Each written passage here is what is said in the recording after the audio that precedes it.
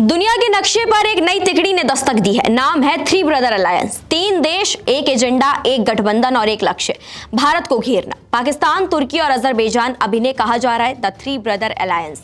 तीनों मिलकर भारत को कूटनीतिक, रणनीतिक और सैन्य मोर्चों पर घेरने में लगे हैं। ये तीनों देश एक दूसरे को आंख मूंद कर भरोसा करते हैं, समर्थन देते हैं, चाहे मुद्दा कुछ भी क्यों ना हो। ये सिर्फ रिश्ते में भाई नहीं है, ये मैदान में साजिश के सिपाही हैं। ये सिर्फ राजनीतिक गठजोड़ नहीं है, ये एक सैन्य गठबंधन है जिसकी नींव बाकू में रखी गई थी, जहां 2021 में हुई एक खास बैठक में तय हुआ कि हम तीनों एक दूसरे के दुश्मनों को अपना दुश्मन मानेंगे।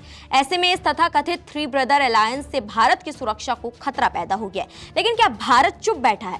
तो नहीं, भारत ने थ्री ब्रदर्स के लिए 3 लेवल काउंटर अटैक शुरू कर दिया है। ऐसे में मोदी सरकार ने इस तिकड़ी के काउंटर के लिए एक प्लान तैयार किया है, जिसमें भारत, तुर्की और अजरबैजान की बोलती बंद कर दी जाएगी। लेकिन अब आप सोच रहे होंगे कि क्या है ये थ्री ब्रदर अलायंस। तो बता दें, 2021 में बाकू में 3 इस्लामी देशों का सैन्य संगम हुआ। पाकिस्तान, तुर्की और अजरबैजान एक वादा करते हैं, एक पर हमला सब पर हमला समझा जाएगा। तभी से कश्मीर से लेकर करबाख तक और गाजा से लेकर संयुक्त राष्ट्र मंच तक ये तिकड़ी एक सुर में बोल रही है भारत के खिलाफ। अब पाकिस्तान को सपोर्ट करने मैदान में उतरे हैं तुर्की और अजरबैजान। पहलगाम हमले के बाद तुर्की ने पाकिस्तान को सीधे सीधे डिफेंस सपोर्ट दिया और अजरबैजान ने अंतर्राष्ट्रीय जांच की मांग तक उठा दी। तुर्की ने अपने ट्रांसपोर्ट विमानों से पाकिस्तान को सैन्य हार्डवेयर तक पहुंचाया और ये सब एर्दोगन के इशारे पर हो रहा है। जी हाँ, वही एर्दोगन जो खुद को इस्लामी दुनिया का नया खलीफा बनाना चाहते हैं। अजरबैजान ने भी यही राग अलापा था और पाकिस्तान की संप्रभुता का समर्थन किया था। रेसेप तैयप एर्दोगन, तुर्की के राष्ट्रपति, जो चाहते हैं कि इस्लामिक वर्ल्ड की कमान अब सऊदी नहीं बल्कि तुर्की के हाथ में हो, और इसके लिए उन्होंने एक ऐसे अलायंस को जन्म दिया जो अब भारत तक को ललकारने लगा है।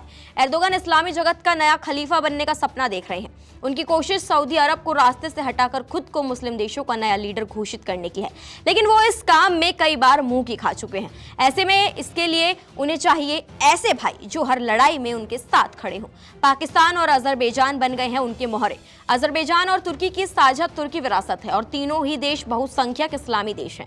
इस गठबंधन के निर्माण से तीनों देशों को फायदा हुआ है। उदाहरण के लिए तुर्की के सैन्य समर्थन ने 2020 के नारगोनो करबाख संघर्ष में अजरबैजान को आर्मेनिया को हराने में मदद की। लेकिन भारत चुप नहीं बैठा।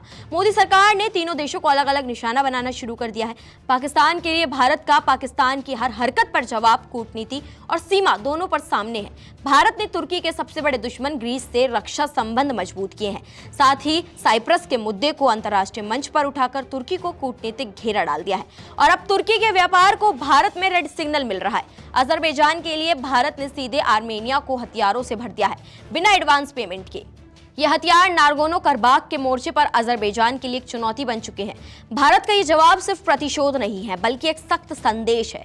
अगर तुम एक हो तो हम भी अकेले नहीं हैं। क्या थ्री ब्रदर्स अलायंस भारत के लिए नई चुनौती है, या भारत की स्ट्रेटेजी से इस गठबंधन की नींव हिल जाएगी?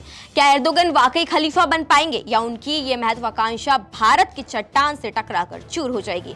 इस पूरे मुद्दे पर आपकी क्या राय है? कॉमेंट सेक्शन में हमें जरूर बताएं। नमस्कार, मैं हूं मानक गुप्ता। अगर आपको हमारा ये वीडियो पसंद आया हो तो इसे लाइक और शेयर जरूर करें, और हां, हमें सब्सक्राइब और फॉलो करना ना भूलें, ताकि आप देश और दुनिया की कोई खबर मिस ना करें। तो जुड़े रहिए हमारे साथ और देखते रहिए न्यूज़ 24।